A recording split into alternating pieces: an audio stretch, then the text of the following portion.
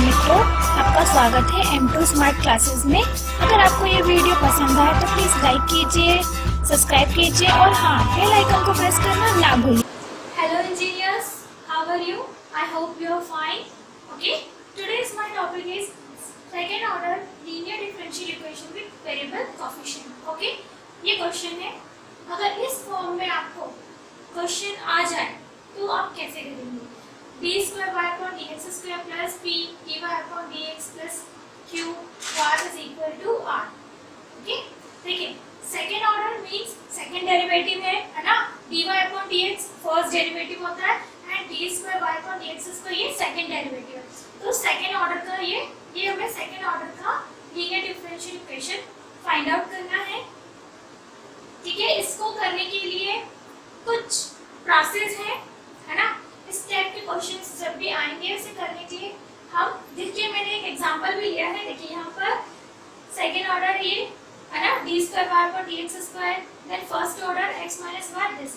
ये क्वेश्चन को सॉल्व करना है ना। लेकिन पहले इसे क्वेश्चन को सॉल्व करने से पहले इसका वर्किंग रूल समझ लेते हैं, यानी कि माहौल बना लेते हैं। ओके, तो माहौल बनाने के लिए बता, यहाँ पर जो P है, P Q R, basically question को सॉल्व करने के लिए हमें समझना होगा कि P Q R का रिलेशन क्या है। ओके, सो हम सबसे पहला जो हमारा काम है, number 1, rule number is 1, P Q R में रिलेशन फाइंड करेंगे। कैसे करेंगे? P Q R इनकी जो वैल्यूज है इनको इक्वेट कर देंगे, इक्वल मतलब ऐड कर देंगे। अगर एडिशन 0 होगा तो हम u की जगह e to the power x रखेंगे। Then 1 minus p plus q is equal to 0, तब हमें क्या करना है, e to the power minus x put करना है and p plus qx is equal to 0, then u is equal to x put करना है ना। बेसिकली कंप्लीट सॉल्यूशन क्या होता है? ये होता है complete solution. y is equal to u v। तो हमें क्या फाइंड करना है? नंबर 1 u फाइंड करना है। ठीक है, u हमें कहाँ से मिलेगा? इस प्रोसेस से हमें u मिल जाएगा। जब हम p1 pqr में इनमें रिलेशनशिप बिटवीन pqr में फाइंड कर लेंगे तो हमें क्या मिल जाएगा? u मिल जाएगा।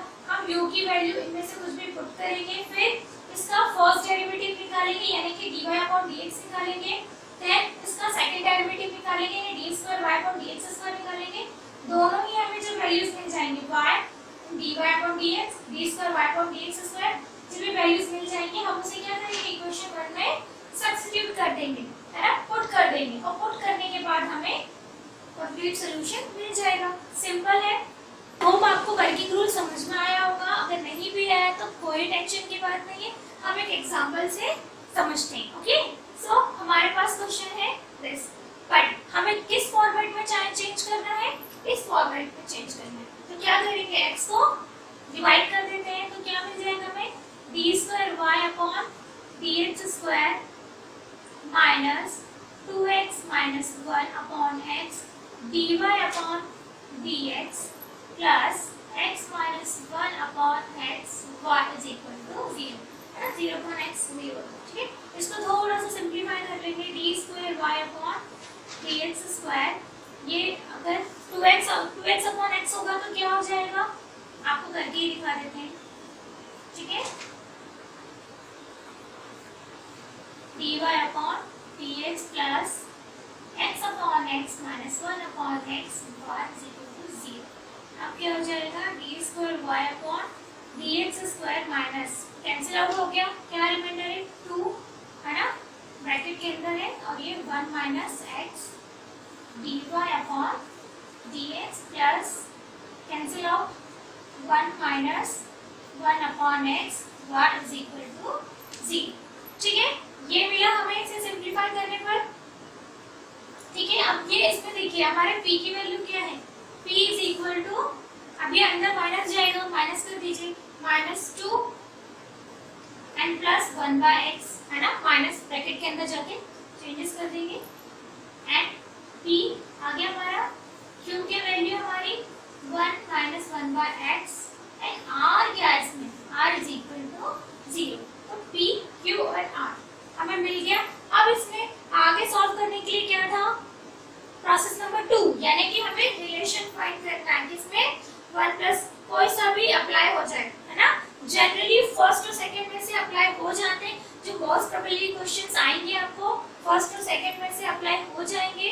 बहुत कम चांसेस है जिसमें थर्ड ये लगेगा। ओके, तो मैं आपको दोनों ही टाइप के क्वेश्चंस कराऊंगी। तो हम इसमें चेक करते हैं किसमें हमारी इक्वेशन सेटिस्फाई कर रही है। ओके, हम कंडीशन 1 लेते हैं। फर्स्ट कंडीशन क्या कहता है, 1 + p + q = 0, है ना। ये हमारा कहता है अगर इनका एडिशन क्या हो, 0 हो। पुट करके देखते हैं। 1 प्लस p की वैल्यू क्या है, 2 + 1/x, q की वैल्यू क्या है, 1 - 1/x = 0। आ रहा है क्या, चेक करो। 1 and 1 क्या हो गया, 2, तो 2 - 2 and this is also 0, तो क्या 0, यानी कि 1 पर ही सेटिस्फाई होगी कंडीशन। देन हमें क्या करना है, u = e⁻x, है ना। तो हमें u मिल गया, e⁻x, ये हमें क्या मिल गया, u। ठीक है, अब हम u का क्या करेंगे, u की वैल्यू इसमें पुट करेंगे, तो y = e⁻x v। देन हम ये दोनों इसके फर्स्ट डेरिवेटिव और सेकंड डेरिवेटिव निकालेंगे। ओके, हमारे पास ये वैल्यूज हैं, y = e⁻x एंड v। सो क्या हो जाएगा, dy/dx first function and differentiation of second function, यानी कि e⁻x differentiation of second function, then plus first function and differentiation of this, ये हमारे पास आ जाएगा। देन इसका सेकंड टाइम आप निकालेंगे, d2/dx², यहाँ पर भी लग जाएगा फर्स्ट फंक्शन सेकंड फंक्शन, तो first function differentiation of second function plus second function differentiation of first function plus, अब इसमें वैल्यूज लगेगी फर्स्ट फंक्शन सेकंड फंक्शन, इसमें क्या हो जाएगा आपके पास, first function differentiation of second, यानी कि first function differentiation of second plus second function differentiation of first function.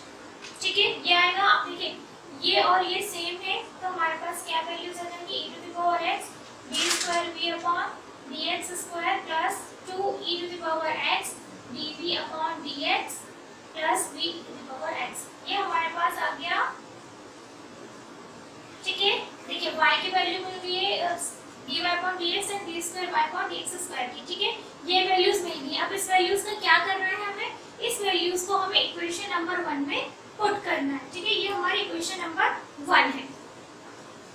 सो यहाँ पर क्या लिखा हुआ, x, तो x यहाँ पर d2y/dx² हो जाएगी, e⁻x d2v/dx² plus 2e⁻x dv/dx plus v⁻x, फिर माइनस 2x - 1, यानी कि माइनस 2x - 1। अब dy की वैल्यू रखनी है, इसकी वैल्यू क्या दी हुई है, e⁻x dv/dx प्लस v⁻x, फिर then x - 1 plus x - 1 y की वैल्यू क्या है, e⁻x v।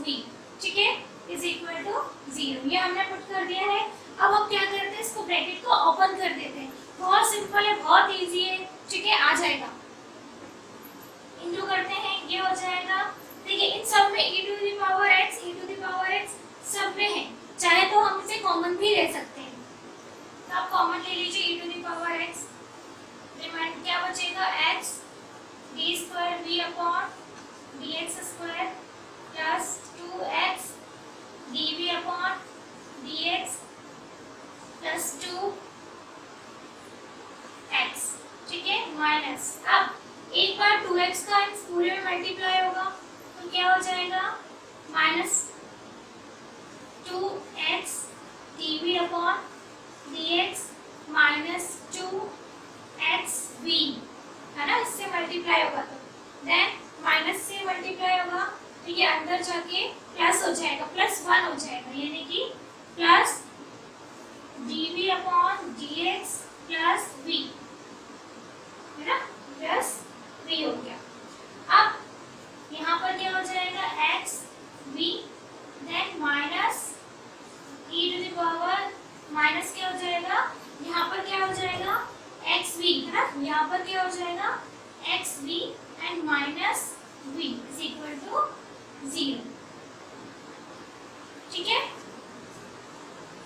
ये आपका मल्टीप्लिकेशन है। अब आप चेक कीजिए ध्यान से, ये वैल्यूज आपकी आई। आप देखिए इसे कैसे हम शॉर्ट आउट करते हैं।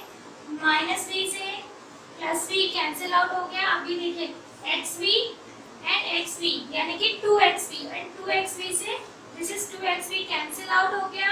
आपके रिमाइंडर बचा हमारे पास 2x dy upon dx plus minus cancel out हो गया। क्या वैल्यूज बची है? ये वैल्यूज बची है और एक ये वैल्यूज बची है। इसके अलावा हमारे पास कोई वैल्यूज नहीं बची है। ठीक है, ओनली हमारे पास 2 वैल्यूज बची है, उसे हम लिख लेते हैं। e to the power x is equal to 0 जाके 0 ही हो जाएगा। यहाँ पर क्या रिमाइंडर बचेगा हमारे पास? x d square by dx square plus dv upon dx is equal to 0। ये हमारे पास रिमेनिंग सीरीज बनी। अब हमें क्या करना है? अब हमें सिर्फ dv upon dx is equal to z put करना है। ठीक है, इसकी जगह हम z पुट करेंगे, तो इसकी जगह क्या पुट करें? डिफरेंशिएट कर लेते हैं। Second derivative d square v upon dx square, ये हो जाएगा dz upon dx। Okay, put कर लेंगे, क्या हो जाएगा? ये इक्वेशन हमारी कन्वर्ट हो जाएगी x dz upon dx plus z is equal to 0। ठीक है, ये हमने इक्वेशन बची हुआ हमारे पास। थोड़ी सी डिसबैलेंस है, इसको सेपरेट कर लेते हैं। ठीक है, वेरिएबल सेपरेशन कर लेते हैं। It means x dz upon dx is equal to z। Okay, minus z होगा।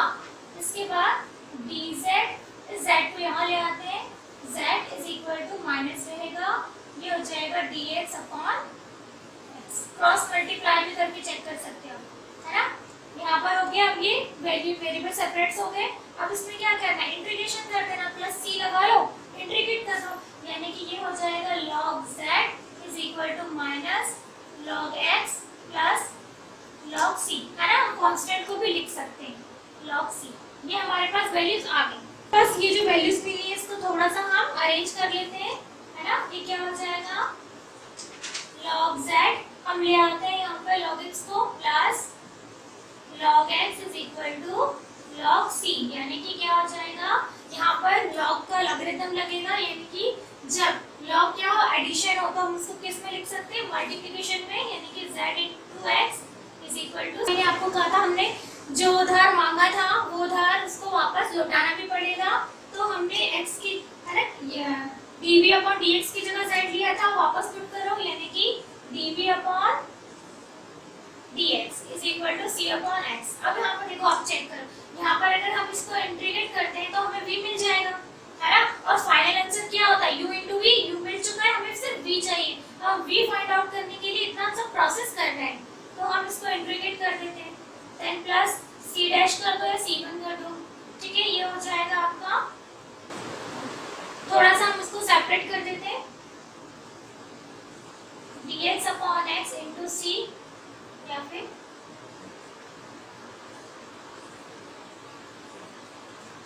ठीक है, हमने क्या किया? इसको वैल्यू को थोड़ा सा सेपरेट कर दिया।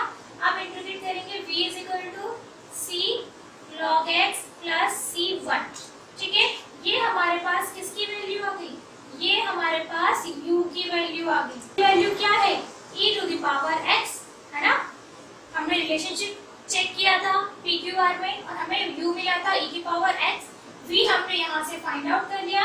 देन फाइनल आंसर क्या होता है? फाइनल आंसर होता है u इंटू v।